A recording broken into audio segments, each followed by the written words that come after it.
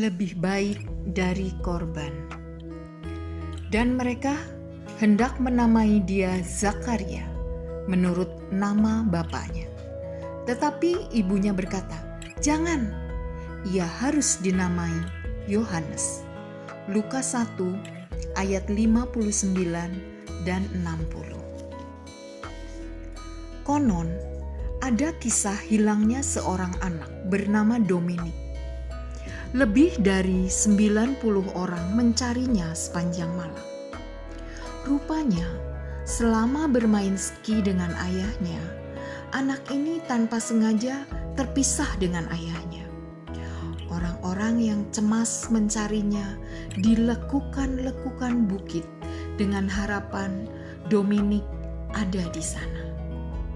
Jangankan orangnya, jejaknya pun tak kelihatan. Meskipun saat itu juga dibantu dengan 2 helikopter yang mondar-mandir di angkasa. Dalam keadaan hampir putus asa, tiba-tiba tim SAR menemukan bekas tapak kaki yang menuju pada sebatang pohon. Dengan gembira, mereka melihat bahwa Dominik berada di sana dalam keadaan baik. Seorang dokter juga menyatakan bahwa kondisinya baik-baik saja, meskipun semalaman ia tersesat di tengah udara yang dingin.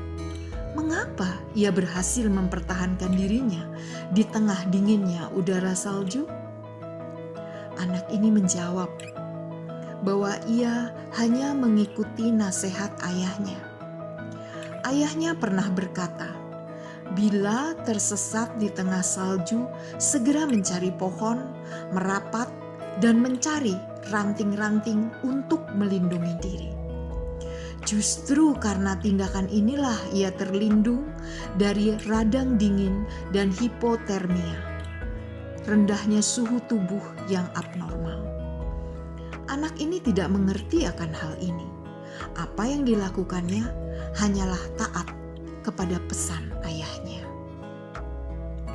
Anda ingat bukan, semasa kecil ibu berkata, "Jangan banyak makan permen, nanti gigimu sakit."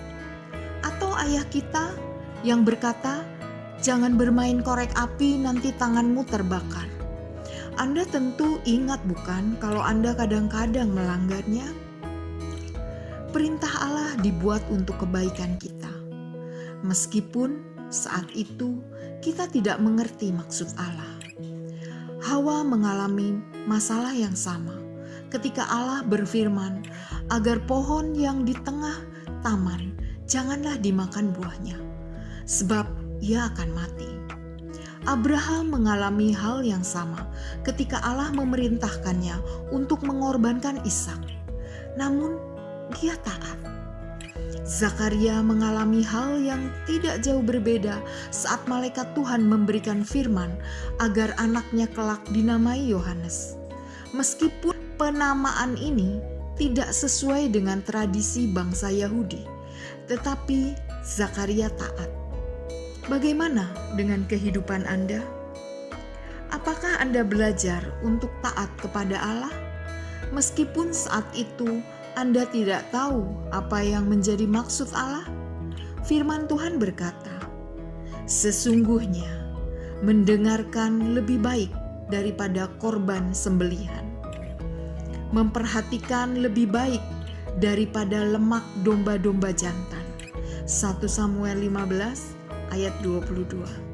Dengan kata lain, mendengarkan, memperhatikan, dan mentaati firman Tuhan adalah segala-galanya. Tuhan Yesus memberkati.